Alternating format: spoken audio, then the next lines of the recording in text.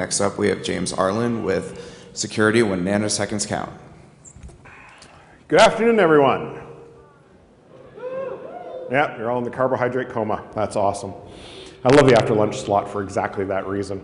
So, welcome to Security When Nanoseconds Count. The most important thing I need to do is put up the giant disclaimer. I am employed, I would like to stay employed.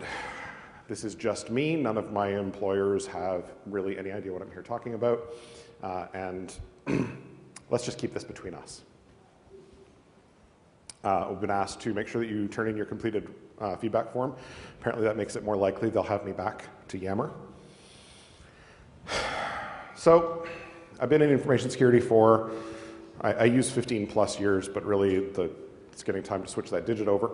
So I've been around. I've had every job from firewall admin and log reviewer all the way up to CISO to publicly traded financial.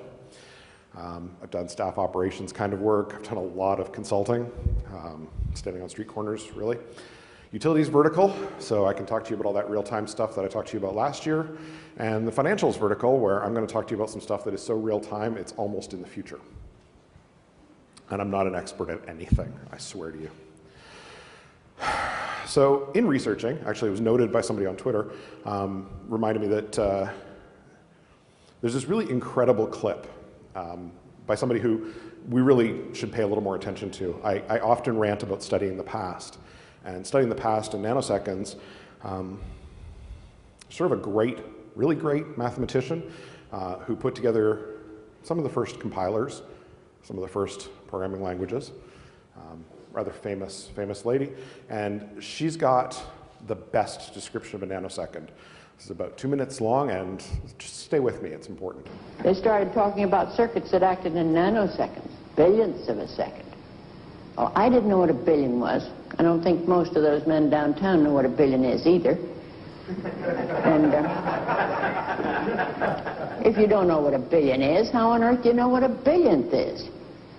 I fussed and fumed. Finally, one morning, in total desperation, I called over to the engineering building, and I said, please cut off a nanosecond and send it over to me. And I've brought you some today. Now, what I wanted when I asked for a nanosecond was, I wanted a piece of wire which would represent the maximum distance that electricity could travel in a billionth of a second. Now, of course, it wouldn't really be through wire. It'd be out in space, the velocity of light. So if we start with the velocity of light and use your friendly computer, you'll discover that a nanosecond is 11.8 inches long. The maximum limiting distance that electricity can travel in a billionth of a second. Finally, at the end of about a week, I called back and said, I need something to compare this to. Could I please have a microsecond? I've only got one microsecond, so I can't give you each one. Here's a microsecond. 984 feet. I sometimes think we ought to hang one over every programmer's desk or around their neck so they know what they're throwing away when they throw away microseconds. Now, I hope you'll all get your nanoseconds. They're absolutely marvelous for explaining to wives and husbands and children and admirals and generals and people like that. An admiral wanted to know why it took so damn long to send a message via satellite. And I had to point out that between here and the satellite, there were a very large number of nanoseconds. You can explain these things. It's really very helpful, so be sure to get your nanoseconds. So we owe a lot to Admiral Hopper. We really do. Like I said, I've been a proponent of focusing on lessons learned in the past. And what Admiral Hopper is talking about is nanoseconds as they exist inside of a machine and as they exist in wasted, crappy, loose, sloppy code. And she comes from a time when you couldn't have loose, sloppy, wasted code, when you couldn't do things in a way that's time efficient for the humans, but very inefficient for the computers. So there's some really important stuff in there, and I had planned to bring you all nanoseconds, but the Transportation Security Administration is not fond of bundles of wire in luggage. So the speed of light matters. Possibly for the first time, we've got money and the speed of light are important together. This is humanity facing the speed of light as a limiting factor. The distance light travels in a millisecond. It's a thousandth of a second, is around 300 kilometers. It's 186 miles for the rest of you. Microsecond, which is a millionth of a second, you get around 300 meters, 328 yards, 984 feet. Nanosecond, 30 centimeters, 1 foot, 11.8 inches. That's not very far when you think about it, and realize that that's the vacuum speed of light, not the speed of light in a fiber or the speed of an electron in a conductor. Those are much shorter distances. Or sorry, slightly longer distances because the speed is slower. These distances are microscale, really. These are inside the data center kind of distances, really. Excuse me, for microseconds and nanoseconds. And these times, just to give you something sort of really visceral to hook onto, you think of things as being fast, and you know, we say, well, it's in a blink of an eye. Right? Well, blink of an eye is about 350 to 400 microseconds. And the world that we're going to talk about today is faster than that by an order of magnitude at least, and getting faster. So before you ask, we're talking about money, filthy, grubby, lovely money that we would all like a little more of. I'm not going to mention any of these things. You should find them on your buzzword bingo card. And that's the only place they should ever show up, not in a talk. Finance at BlackHat. Well, BlackHat doesn't really talk about money very often. Doesn't talk about finance very often. BlackHat is all about offense. There's a little bit of defense, sort of smattered in here and there. But this is one of those cases where nobody really talks about this particular class of vulnerabilities because no one really knows they're there. And I have an annoying habit of coming to BlackHat and telling you about interesting things. A couple of years ago, I told you that there will come a day when the Department of Justice will tell you your encryption password or jail. Yeah, I was right. Last year, I told you that SCADA was scary. This year, what, half the talks, roughly? So pay attention to this stuff because it's not important necessarily today, although if you're in the financial sector, you're going to leave here with your knees shaking a little bit. It's going to become really important in the future because technologies have a nasty tendency to spread, right? Once a technology exists in one vertical, pretty soon all the verticals are doing it. And to quote Cory Doctorow, computers are not getting slower, bigger, and more expensive every year. Speed is going to become a real issue for everyone. So how much do we know about money in the room? How much do we know about trading? Do we have any traders in the audience? No. Anybody who works at a bank? Capital markets company? Oh, it's a couple of you. Sorry, guys. Girls, too. In about the 1200s, we started having trading of the way that we think about it today, with a central market and some level of anonymity between buyers and sellers. By the 1500s, we had intermarket trading, so where you would be trading on multiple markets simultaneously and moving data back and forth, usually foot or horse. By the 1600s, with the Dutch East India Company, we had the first equity trading, where anybody could be a member of the empowered class.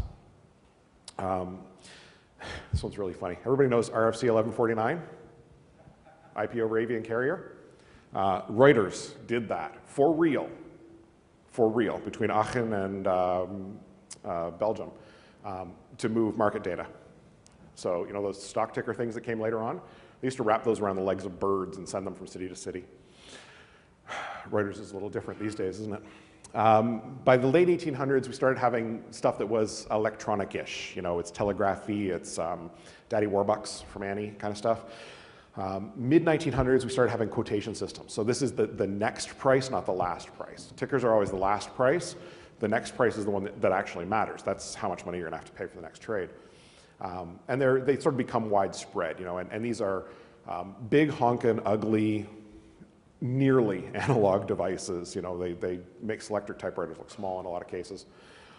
By the late 1900s, we're using computers. You know, NASDAQ was introduced.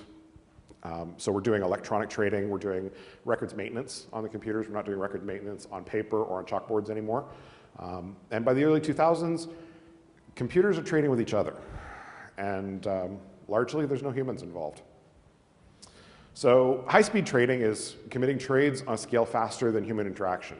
So humans cannot do high-speed trading because we're not fast enough. Remember, some of the fastest things about humans are blinking our eyes at 350 to 400 microseconds. Computers are trading in 450 or less, 300 or less.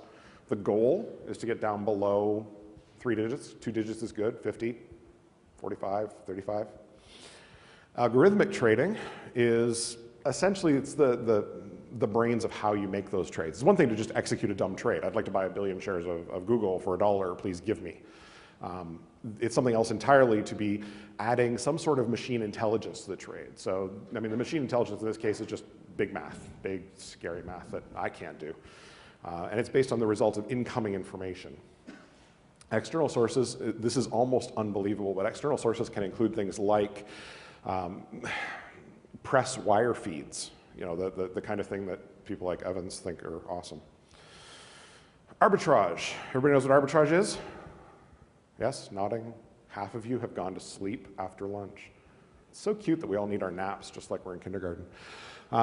It's when you're taking advantage of a price difference between two different markets. And traditionally, that's been two different markets in space, right? You go somewhere and you buy something at the wholesale price, and then you go somewhere else and you sell it at the retail price, right? I mean, this is commerce, unless you're a farmer, in which case you buy retail and sell wholesale.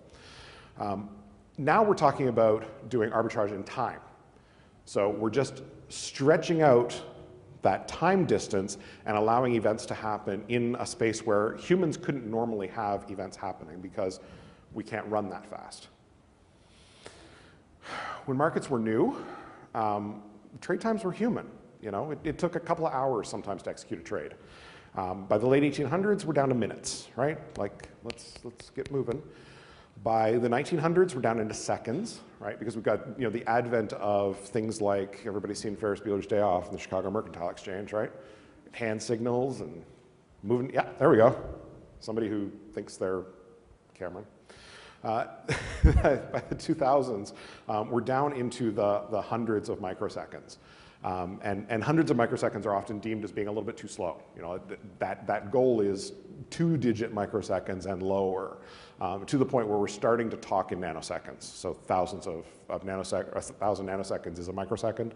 We're getting to that point where you don't say 1.4 microseconds, you say 1,400 nanoseconds. And future trade times, we're going to run up smack hard against the speed of light pretty soon now, actually. You know, as these things go, pretty soon, inside of probably 15 years, speed of light's going to become a real problem. And we're going to start doing things that look like algorithmic but are often future predictive, which is going to be kind of awesome. So, some basic architecture stuff. This is a very simplified diagram. I did this on purpose because one of the particular fetishes in IT and also finance is how complicated can you make your slides. So if you go to, we'll pick on Cisco today for at least part of the talk. If you go to Cisco's site and look at their ultra low latency, high speed trading white papers, they will give you this poster you can print out that printed out at a reasonable resolution is about yay by yay. And it has roughly 1 million Visio objects on it, and it's very, very pretty, but it's completely not understandable by normal people. So here's the real simple version. You have a market down here in your, yep, that's left. Down here in the left corner, you've got a market. New York Stock Exchange, Toronto Stock Exchange, London Stock Exchange, Chicago Mercantile Exchange, anything that has exchange in it, anything that you watched on the news when you were a kid and Dad watched the news every day. Connected to that, and often very tightly connected, so no intermediary, direct connection, you have a trading engine. So these are called algo engines, they're called trade execution systems, they're called a bunch of different things, but essentially this is the computer that is doing those high-speed actions. Okay, this is the machine. You've got a human being sitting out on your right-hand side here who's telling that trade computer, generally speaking, from a 50,000-foot view level, here's what I want you to do today, sort of steering the course. And informing, in a lot of cases, the math behind those trades, you've got market data, which comes from market data suppliers, Reuters, MarketWatch, others. And these things are all connected in a fairly tight way. Now, remember that we're talking about fast, and this is going to be a recurring theme for the next 45 minutes or so. If you're trading in seconds, you have no position. Don't even bother. Just do not show up to the market. If you're trading in milliseconds, you're losing nearly every time. Now, I want you to think about that for a minute. Think about the last time you ran ping or trace route, and you were okay with tens of milliseconds site to site. I actually checked this just before I left, going from gigabit interface on my laptop through a gigabit switch to a gigabit interface on my server at home was half a millisecond. So 500 microseconds, and that's, you know, consumer grade gear in my house. If you're trading at that sort of speed, you've lost the trade every time. I mean, this is, you've been fragged. Sub-millisecond, big players are beating you because they're faster. They're just plain faster. Hundreds of microseconds, you're a bit player, you're missing a lot. You're probably at about the 50-50 kind of range, which is actually not a winning position. Coin toss is not a good way to run a business. And in the tens of microseconds, you're usually winning, you know, 90-10 kind of thing. Almost as important as this sheer fastness aspect of it is the predictability of it. You need the next transaction to have the same runtime as the last transaction, right? And you can see why this is important. You know, we talk about jitter and how important it is for voice over IP kind of applications. Human beings can handle quite a lot of jitter. In these kinds of situations, if you're accustomed to an order speed of, let's be really generous and call it 45 microseconds, and the next trade is 52 microseconds, you're 7 microseconds late now, right? How much money is trapped in that 7 microseconds? It turns out it's probably a lot. So you've got real enemies in jitter, packet loss, and, you know, terrifyingly inefficient protocols like TCP. The jokes are just going to keep coming, so I love the cricket dead silence. Remember, a dropped packet is dropped cache. You know, we used to joke about how, you know, when you've got a bad routing situation and the packets are just falling out of the front of the router and hitting the floor, think $20 bills falling out of the front of your router and hitting the floor. Proximity takes away a lot of these problems, right? Running things over wide area networks, especially ones where you don't have path control. So you could get groomed onto the fiber that goes around the block a few times, or you could accidentally end up not on the transatlantic cable, but rather on a transatlantic satellite shot. When you start pulling things together, you get out of the WAN space. You even get out of the metropolitan area network space, you know, that dark fiber that creeps from one building to the next. When you get out of that space and down into the LAN kind of territory, you know, 300 meters and under, you start having more control over those things. So proximity counts. Ethernet kind of distances are the kind of distances you need to be thinking in. You know, 300 meters or less, 1,000 feet or less. Latency has costs associated with it. I mean, direct measurable costs. And in the quest to reduce latency, it's very easy to get budget, right? When you can say, well, 10 microseconds of latency costs us $100,000 a day. And eliminating 5 of those microseconds worth of delay will cost us $38,000 a year. Can we have $38,000? Well, your business case just made itself in one day. Of course you're going to have that money. So pay attention to where the latency cost value is and start to understand. This is more of that know your business crap that I talk about a lot. Start to understand where that latency fits and how you can fit against it. Nobody flipped out and pointed out that there's some things missing here, right? Hyper-simplified architectural diagram, remember? I didn't disinclude anything. Please tell me somebody's noticed that there's something missing. Oh, come on, you're in security. Where's the flippin' firewall, peeps? I don't see it. I didn't not include it. It's just not there. This is the oh crap moment. Because we all know that private networks are private, right? My frame relay networks were private a decade ago. All of my VLANs are private from each other. All of my MPLS labels are private from each other, right? Absolutely, always, guaranteed, forever. No one ever does a sloppy configuration on a router that permits neighbors to communicate directly with each other without going through any kind of a choke point. That doesn't happen, right? Hands up, anyone who's never seen a router misconfiguration. There's the crickets. Exactly. So this is the oh crap moment. You've got other customers attaching to the market data source. Are they able to also attach to you?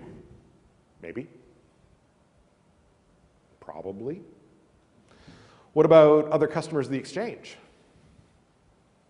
Are you sharing a border router or border switch with another customer?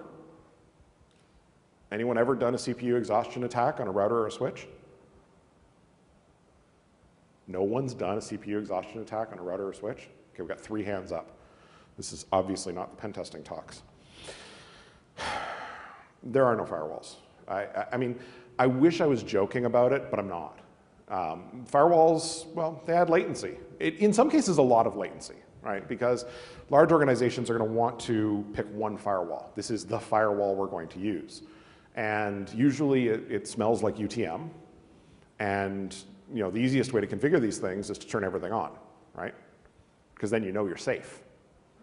Checkbox compliance works. Remember, latency costs money, measurable amount of money. The risk is smaller than the cost, which is way smaller than the profit. So, we're going to skip the firewalls for now. We're going to skip ACLs too. I'm dragging you all back to 1997 with a purpose. This is deeply embedded in things like the SANS methodology for how you secure a network. We're not doing it. This is old school stuff, and we're not doing the very basics because ACLs add latency. Why? Because it usually pushes things into a store and forward mode, right? And store and forward is automatically latency compared to cut through. Most switches don't cut through. I say most because there are a couple. They're very, very recent. But again, the risk, what's going to happen? Nothing's ever happened before. Nothing bad has ever happened, so why is it going to happen to us? Smaller than the cost, way smaller than the profit. And we're talking orders of magnitude smaller. The money here is just insane. There is no meaningful system hardening. It is not unusual to find trading systems that have sol.exe or paint.exe running on them. Or if you're lucky and you have a Unix-based trading system, you're going to find that, for example, all the man pages are there. Emacs and its entire internal operating system are still on there. Development tools are still on there. Putting the disk in and hitting next, finish is still the standard build methodology in most large organizations. We try to tell ourselves differently, but it just is. The other hard part that we have is we've got these systems that are theoretically stripped bare. And sometimes stripped bare doesn't mean the same thing to a trader that it would to an IT security person. Stripped bare for them is we're going to do kernel bypass on the networking because we can go faster than the kernel can. We're going to build Ethernet frames in application space and then pivot them from the application space through an FPGA out onto the wire. Glass, fiber. Because we can do it faster that way. We can already be sending the Ethernet frame before we finish calculating the trade packet, before we finish putting that message together. So we're pushing it out on the wire before we're ready to push it out on the wire. And so this custom interfacing code, which has quality all over the place, some of it is really great, some of it is terrible, because you're connecting to sometimes very normal things. I mean, Ethernet is pretty well understood. InfiniBand, not so well understood. It's not a common technology for most people. Much like anybody who's bought a fancy new Apple computer of late, PCIe on the wire is getting to be common. So you're doing bus level connectivity between systems. This is an odd place to work, an odd place to have good, solid code that's been tested for years and years and years. The BSD IP stack is the BSD IP stack because we've all been beating up on it for 20 years. And then you get the usual complaints, maintainability, configuration, details. It's really, really hard. Security's hard. Security's really hard. And these specialized systems are from companies you've never heard of. I mean, if you're in IT security, maybe you've heard of one or two of these companies, maybe. But we're not vetting their code. We're not vetting their implementations. You're not seeing this stuff on vulnerability lists. I mean, when was the last time that you saw a vulnerability posting for a Mellanox custom Ethernet interface card or InfiniBand interface card? Do they have bugs? Do the drivers get updated somewhat regularly? Yeah, absolutely. Are we paying attention to it? No, we're not even there. So we know what's missing out of our usual suite of controls, right? We go back to that architecture map and we can point to it. We know what's missing.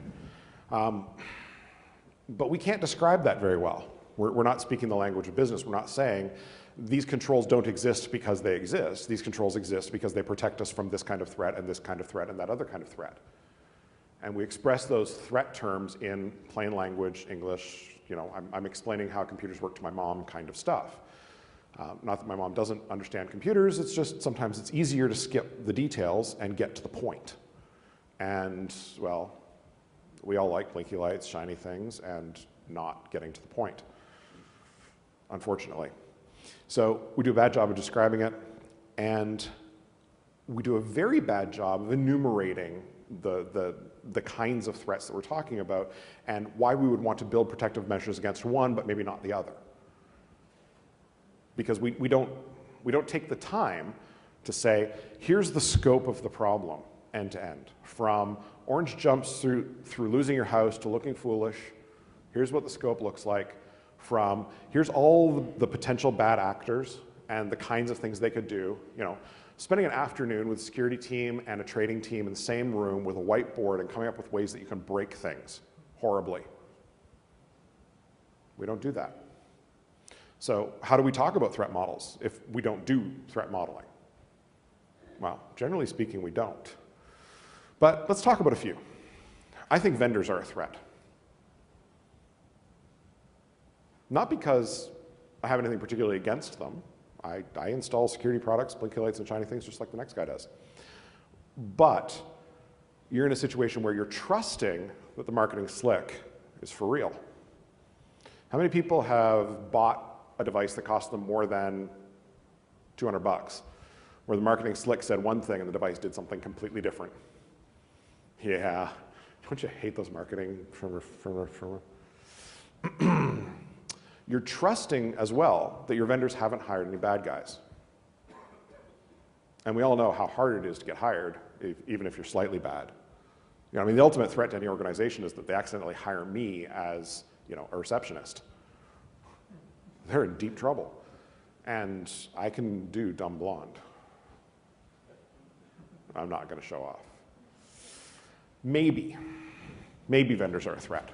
You know, I've been accused before of being, how shall I put it, in polite company, a bit of an alarmist asshole. And I'm putting a maybe here. I think vendors are really trying. I really do. But the ways that these things can happen are so insidious, they're so small, that I don't know that they would necessarily be detected, right? How many vendors put, I don't know, Easter eggs in their code that management knows about? More than one or two? Lots. Lots and lots and lots, right? So maybe it's possible that because someone has an axe to grind, and let's admit it, who loves banks right now? Who thinks banks are awesome? Yeah, like 3 people. Do you own a bank at the back there? Yeah, okay, somebody owns a bank in the room. You know, it would be reasonable for one of these very custom, very small development organizations who are building this crazy custom stuff might have a bone to pick with one of their customers.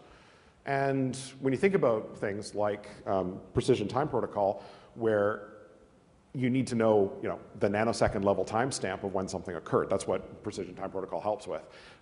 If the concept of a microsecond is altered slightly for one organization but not others, they're going to start losing trades. They start losing money, looking foolish, become a regulatory problem. Hey, your timestamps are always off. Always. Regulator comes knocking at the door. Can you explain why your timestamps are always wrong? Probably not. I was going to play the developers video, but we've all seen it enough. I think developers are a threat. I really do.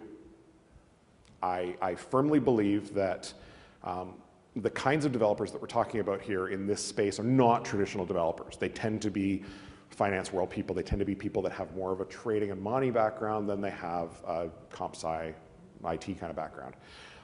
They usually don't have SDLC to speak of. Some of those things that we depend on, and we don't even really talk about them because they're usually not in sort of the hug me space of information security, but stuff like ITIL change management. You know, we assume that changes will be properly authorized prior to being put, and tested before being put into production. You can't assume that in this world. Hot cutting is pretty common, actually, all day, every day kind of stuff.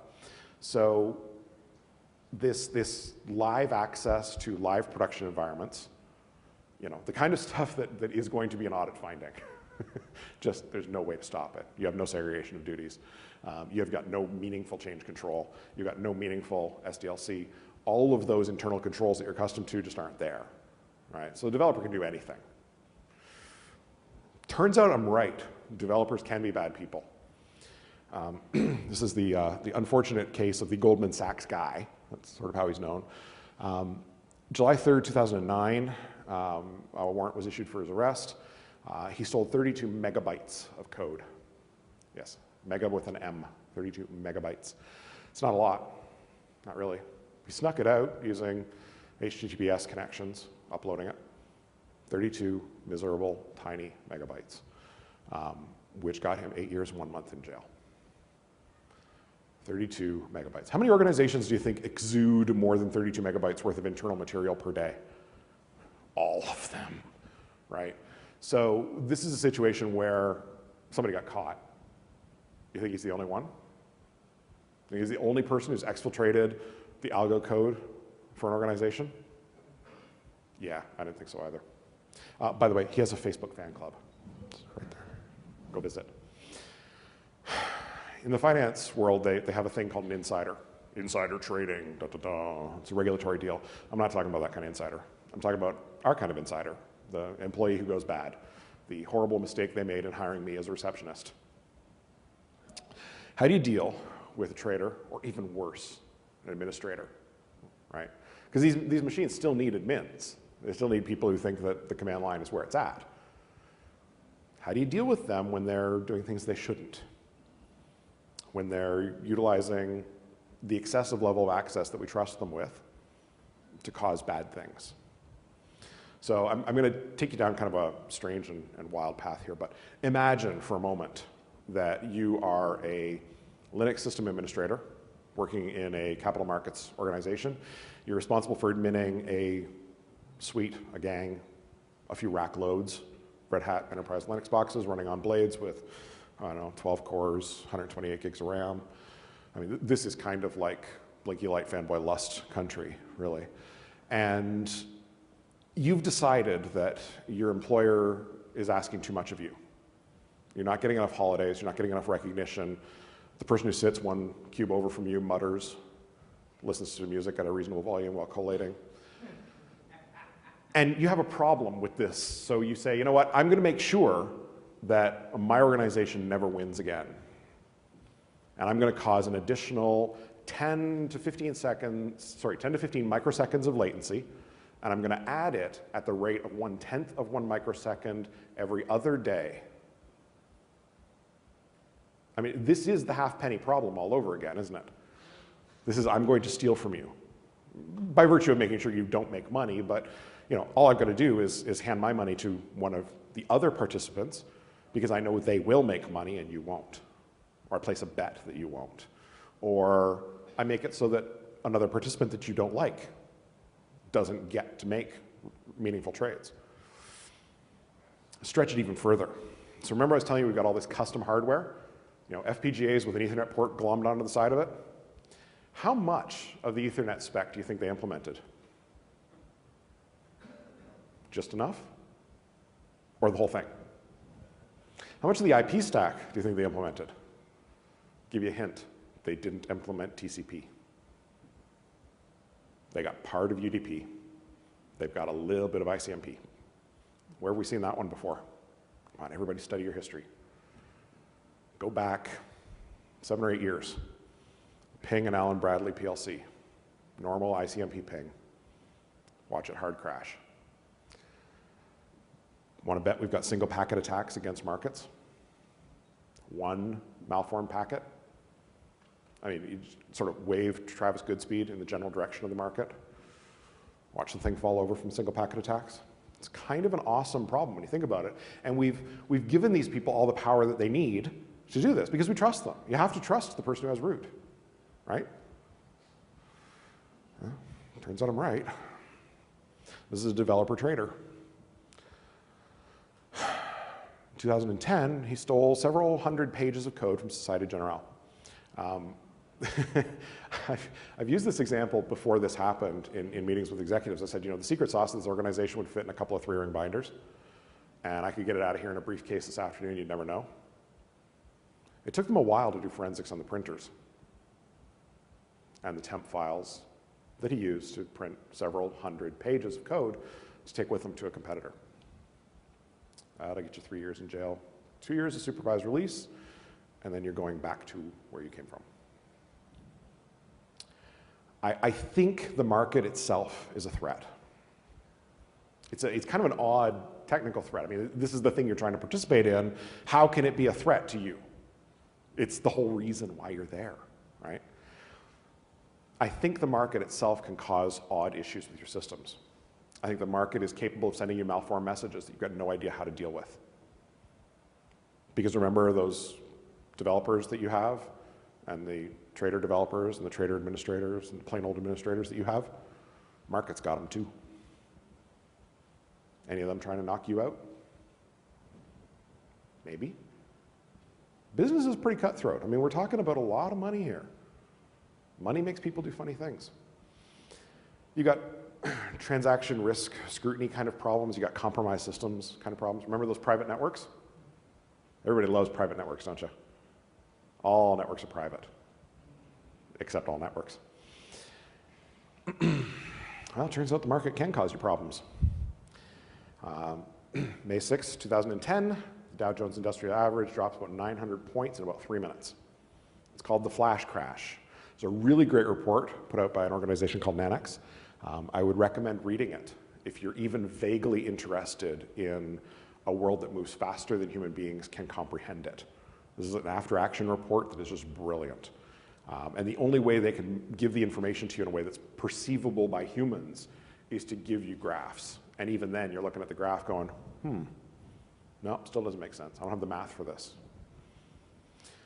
Ed Felton did a really good summary. This is it in I scare you with my words level. The short version of it is, there are a bunch of quote requests. The quote requests go into a queue. The high rate backs the queue up. We've all seen this happen.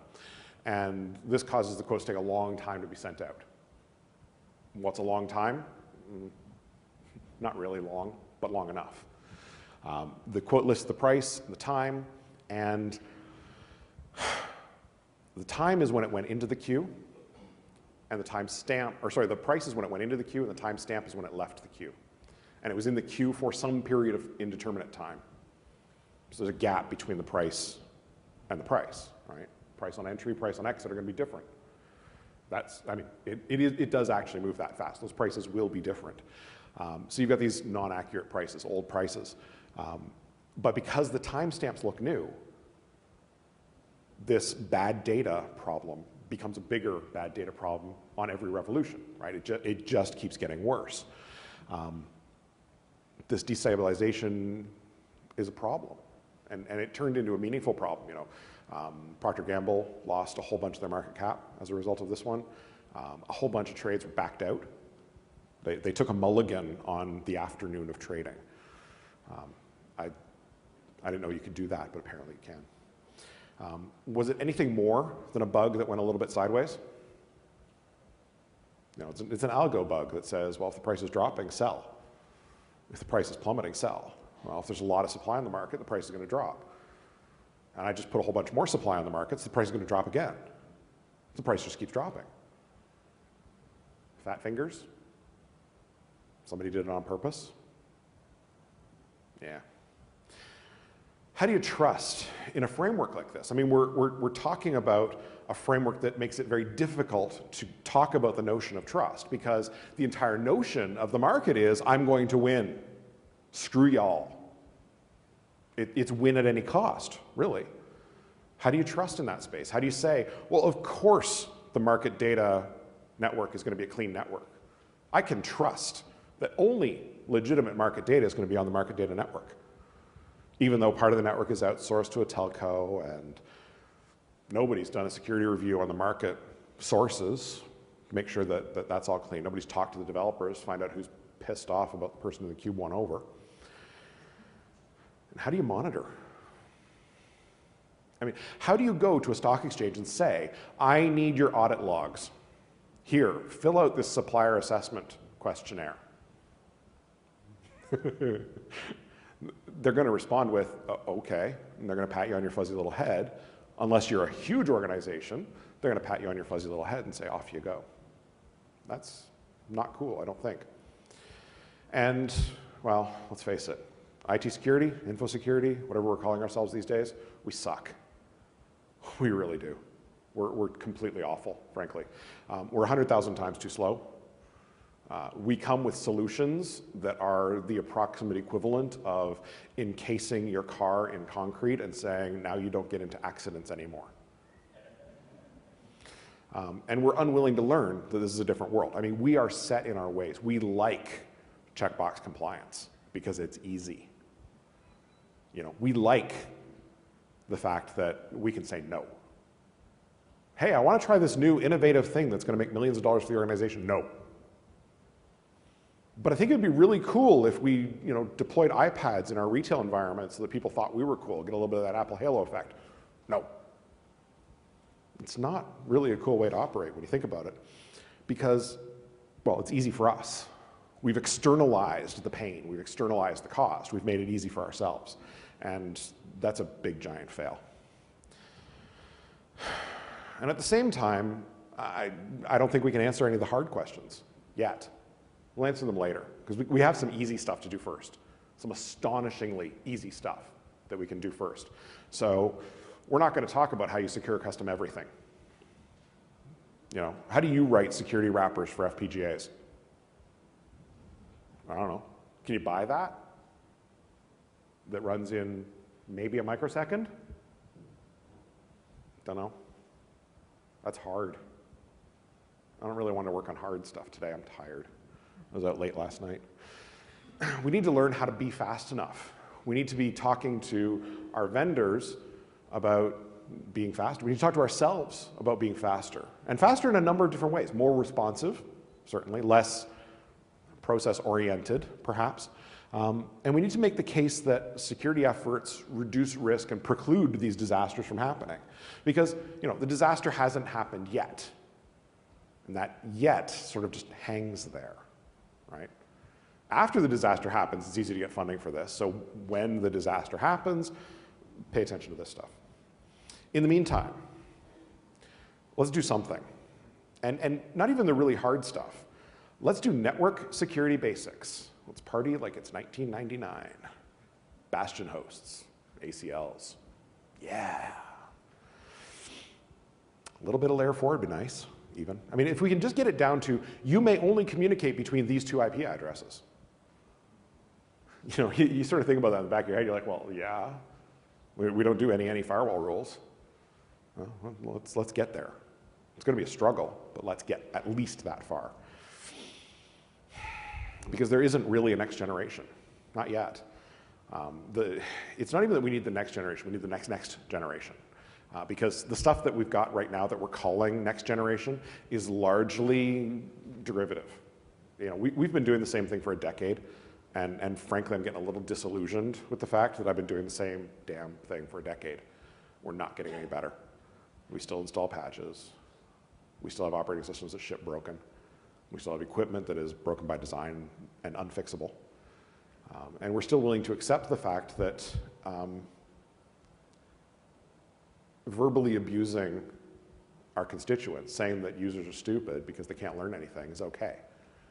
And that's crap. Stop it. Juniper and Cisco are making a real start in this, both of them. You know, I told you I'd pick on Cisco at the beginning. We'll pick on both of them right now. They're making a start now, just sort of, in the last couple of months. But they both have products on the market right now where they're quoting induced latency of under a microsecond, give or take. They're measuring in nanoseconds, which is way beyond, frankly, anywhere else in the security industry, certainly amongst the human side of the security industry. Let's find a way to keep up. Everybody, please? Yeah, this is kind of where we're stuck, right? Great, so here's this huge problem. What do? Do anything. Anything is better than nothing.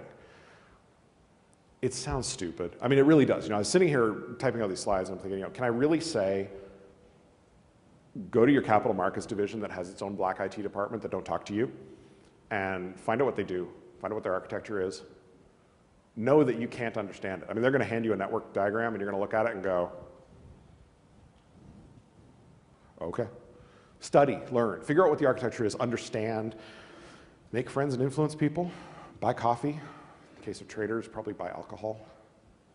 IT security and traders have a lot in common. Because we suck. We really do. I mean, we're on the record as saying we will choose performance over security. And this is us. This is security people saying we'll choose performance over security. Of course, the rest of the organization is choosing performance over security. Because even we look in our own mirror and say, we suck. We're not there. We can't do it. It's too hard. And we all sound like whiny 7-year-old boys. Talk to the product vendors. Challenge them. You want more than checkboxes. I mean, checkboxes are lucrative, really lucrative. Hey, we have a firewall. Done. It's turned off in a box in the corner of the data center. It's home to 3 mice. But we have a firewall. That's crap. We know we're not doing well. I mean, people who adhere to the religion of compliance checkbox kind of security are at least ethically absent and at most should be drummed out of our industry fast. There is money to spend. Remember, we talked about how much money there is. There is money. Let's figure out a way to spend it. Some products, vendors get it. Most have no idea because, quote unquote, we're not asking for it. So I spent yesterday wandering around the show floor and I asked as many people as I could sort of where they were in terms of induced latency. And most of them shrugged and looked at me like I had 11 heads. Because why does that part of performance matter? I mean, they can push 52 gigabits per second. They add 3 milliseconds of latency. Gigabits are, well, they're late at that point. If you are a risk, process, policy, or GRC wonk, get with the business folks, please. They understand risk. They probably understand risk better than you do, frankly, because they make risk-based decisions all day, every day. That's their job. You talk to them funny, and their tolerances are very different than yours. I mean, this is the industry that flips out at the notion of an iPod connected to a computer. That's not their world of risk. As far as they're concerned, they just need the charge so they got something to listen to on the train on the way home. And stay away from some of that blind dogmatic stuff. ISO 17799/27001/ whatever the hell it was before. Yeah, that's great. It's a framework. Work within and around the framework to do good stuff because you're not going to be able to change their minds. There's effectively nothing you can do to change the traders' minds because they know. They have the numbers on their side. They can prove that because they got a little bit faster earlier in the year, they're making more profit today. They have debits and credits and accountants and numbers and things that you don't even really understand how to talk about. Just because you did it that way last year doesn't mean you have to do it this way anymore, right? We've moved past that. If you're an IT compliance person, there's some folks in the business you need to meet. Because you have something to talk about. This is the abject timeliness of the BlackHat talk just a week ago. The SEC finally released their first output from the investigation into the flash crash. And what they're telling you is we need much better auditing. That's the large trader reporting rule. They're going to have better audit trails. They're going to be able to point to the individual organizations that caused the next problem. This is detective control stuff, not preventative, but it's better than nothing. They're paying attention, and there's other regulators that are paying attention as well. If you work in the trenches, do some damn research. Stop doing derivative crap. The time for that is over. There was an article a couple days ago talking about how for the last few years, things have sort of been stalled in IT security. We've been talking about the same stuff in this weirdly self-referential mirror hall of horrors. Do some original research. In 2007, Mandiant talked about this for a few minutes at BlackHat, and no one's talked about it since. So, I'm not new to this. I'm standing on the shoulders of giants, but hey, at least I did some research. At least I found out what's going on. Do some original research. Find something that is terrible and horrible and document it, please. You need to understand your business partner's needs. You need to have that conversation that says, I want to help you go fast. I really do. And the only way that I can do that is to show you that taking your mom's Civic and welding a coffee can to the tailpipe and putting a Type R sticker on it before you add the nitrous system doesn't make a fast car. It makes a suicide box. If you want a fast car, go and buy a fast car. You want ceramic brakes. You want really good suspension and steering. Because if you're planning on going really fast, you need to be able to stop on a dime. That's just the way it is. So let's help our business partners get to the point where they realize that we're not the bad kind of brakes. We're the good kind of brakes that makes it possible for them to do things faster, better, and safer than the competition. Look for those solutions, and for goodness sake, build the POCs. We're trusting marketing slicks too often. We're not doing the testing. We don't have data to work from, we have anecdotes. And even a series of anecdotes is still not data. It's just crap. Build the POC. You're gonna need money for this. How much do you think InfiniBand switches cost? They're not cheap. But if you don't understand it, you can't help to make it safe. So make that business case. Say, I need to be able to work with these people. I need to have the security corner in their lab. I need to upgrade my lab, which I haven't really touched in the last couple of years because I've been too busy playing with checkboxes. Encourage the vendors. Please, please, oh God, please encourage the vendors.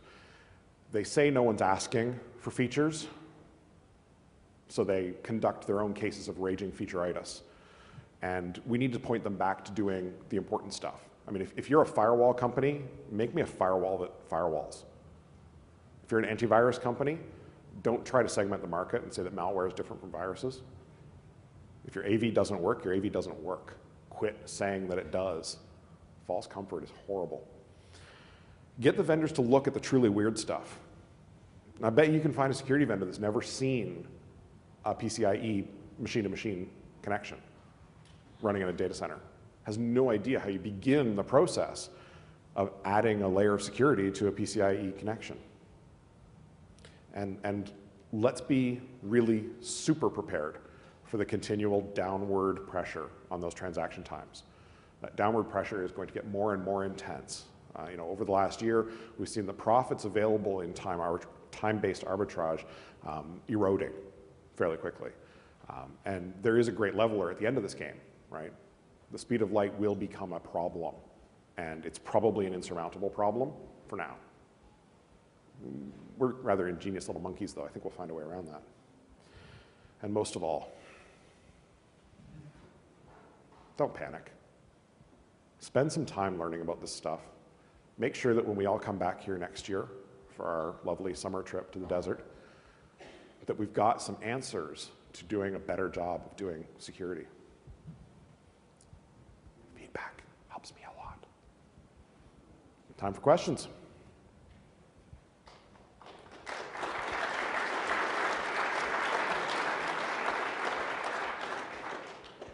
Bueller? Anyone? Oh, got a hand up.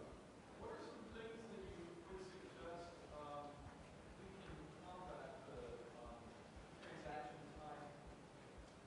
Because we are getting that pressure to make the transactions faster. Okay, so the question is, how do we combat that downward pressure on transaction times? How do we come back with answers or solutions to that downward pressure? The simple answer, honestly, is to do less with more. And it's a horrible, horrible way of putting it, but it's true. Don't add security devices. Start using the security features on the devices you have. So the classic example, and both Cisco and Juniper are playing at this table. Juniper came first. Cisco's a little late to market, but stuff happens. They've got top-of-stack switches that are capable of doing meaningful layer 4 control, effectively firewalling the way we talked about it in 2002 at wire speed with the addition of only between 650 and 1100 650 and 1100 nanoseconds of induced latency. So they'll do layer 4, and you know what? That's better than nothing.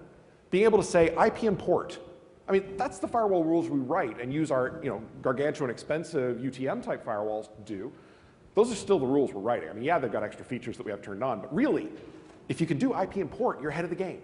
So you say to them, look, you are going to put in a new proximity installation in a data center. You're speccing whatever last year's top of stack switch was. Okay, it's $27,000. The new one's $38,000. So I'm asking you for a net increase in spend of, a couple $1,000 bucks. It's not bad. I mean, it's not much, really. What I'm also asking is that your network folks come to grips with the fact that it isn't just a switch. It's also a router, and it's also a firewall. And we're going to implement it as a single device. So you no longer have a router that's adding a few microseconds of delay. You no longer have an old switch that isn't as fast as the new switch. And, well, you have a firewall for the first time.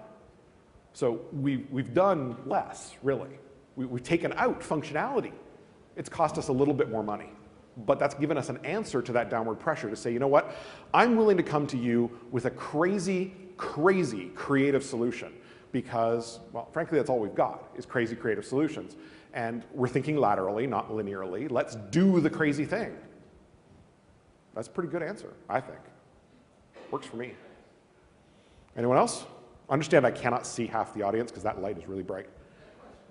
If we can't fix the problem, can we pursue auditing, attribution, some legal recourse? If we can't fix the problem, can we pursue auditing, attribution, or legal recourse? That's what the SEC is asking you for. It's looking for better after-action reports.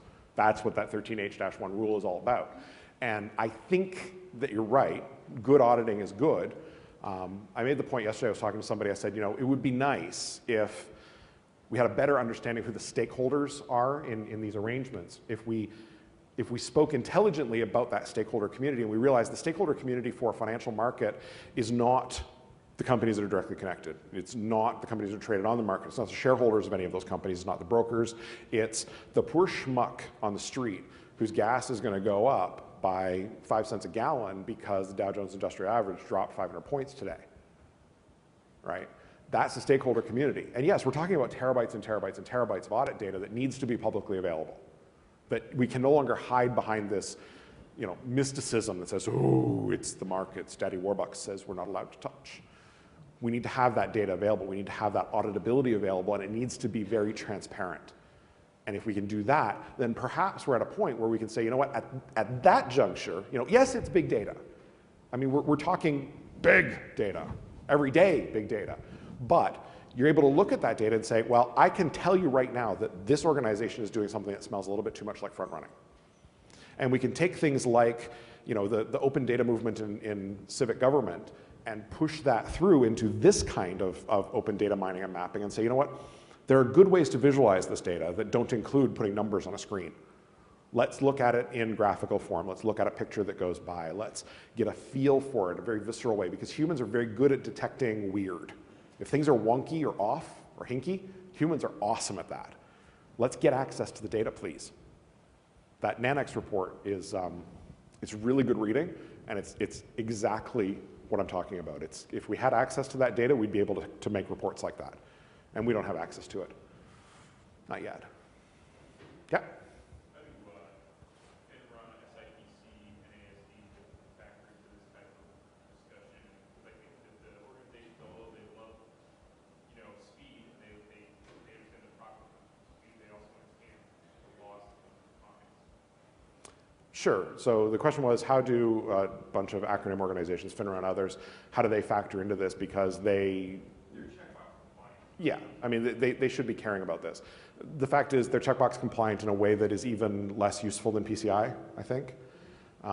And I think the reality is that the situation is unbalanced right now. Think about how much money is available in a capital markets organization to figure out how to do the next, not quite nefarious thing, and how much money is available in a regulatory organization to have the R&D department to figure out what's happening, what's possible, what someone might be thinking of doing in the future.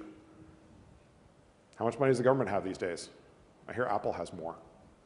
Yeah.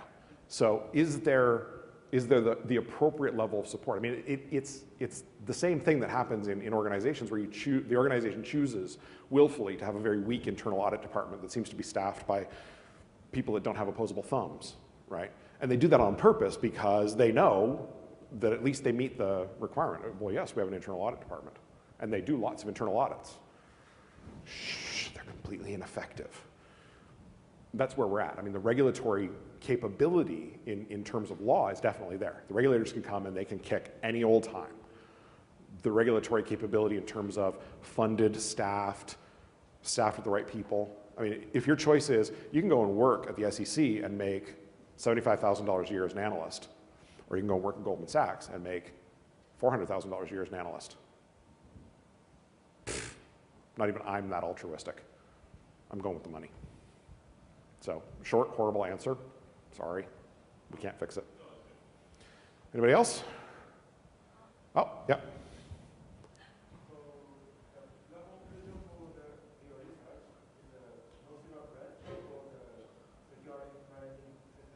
Yeah.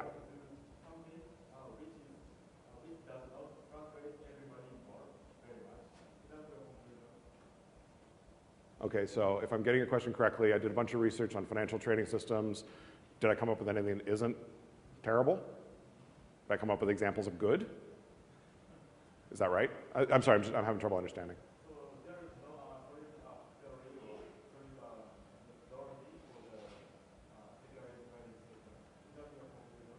Right.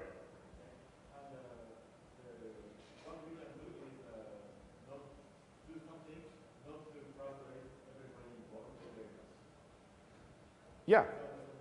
Yeah, yeah, sorry, the question is there anything we can do other than not frustrate people? And no, there isn't. In large part because we don't have the backing for it. We don't have the right kind of people. People who are, IT security has been stratifying and specializing really, really hard over the last few years. So we don't have good staff generalists who understand everything from the network all the way up through the application stack.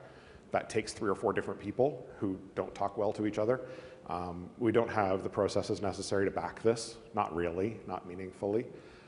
And we are sorely lacking on the technology side. They have the weirdest, wackiest technology and software available, and we don't have anything that's even close. I mean, most of the technology that we have now, we either don't implement it correctly, or we don't utilize it correctly, or we ignore it when it's screaming at us that there's a problem. So it's back to IT security, we suck. And until we can do a good job, we can't really meaningfully help these people, but we need to do something. And, ACLs, layer 4 firewalling is good. Yeah. Sorry, you got somebody right behind you?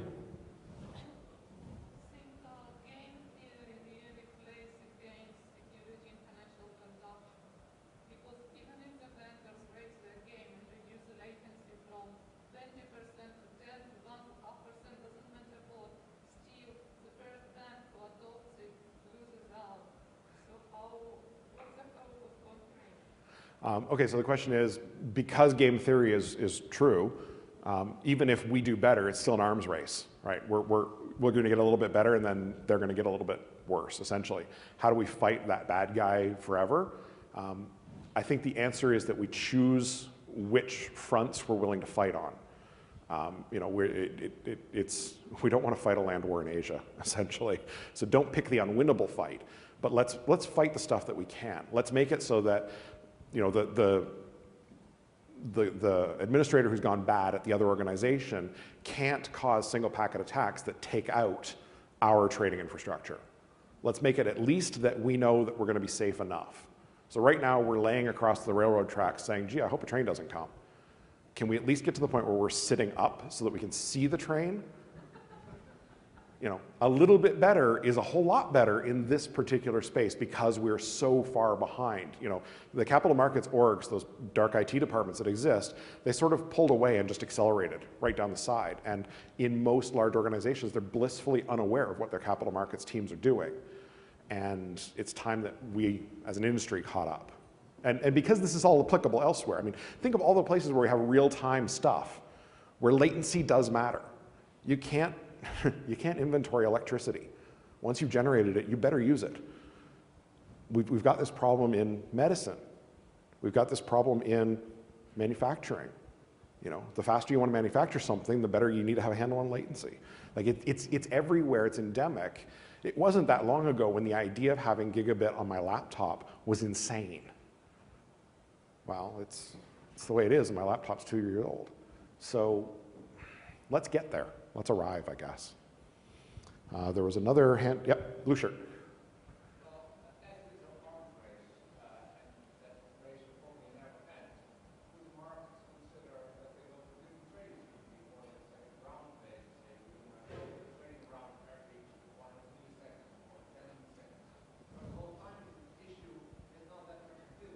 Sure. So the question is, because we know that we're going to hit this wall sooner or later, can we not move to a different methodology for trading where we're trading on a tick? Because I mean, that's really, you know, every 100 milliseconds or every 100 microseconds or whatever, we trade on the tick. The problem there is all we've done is change the nature from it being a timing attack to being a queuing attack, right? Because if you're going to trade on the tick, there's a queue. When did you get into the queue? Because you can't solve all trades, especially multi-partite trades, like where you've got, for the trade strategy to work, you've got to have 5 trades that all execute correctly. You're going to be in a position where, yes, that kind of trading strategy will go away, but there will be other trading strategies that come up that take advantage of the fact that even if you try to do all the trades simultaneously, they're all still serial. There's a buffer there. It is first in and first out, and there's nothing we can do about it, so we'll have queuing problems.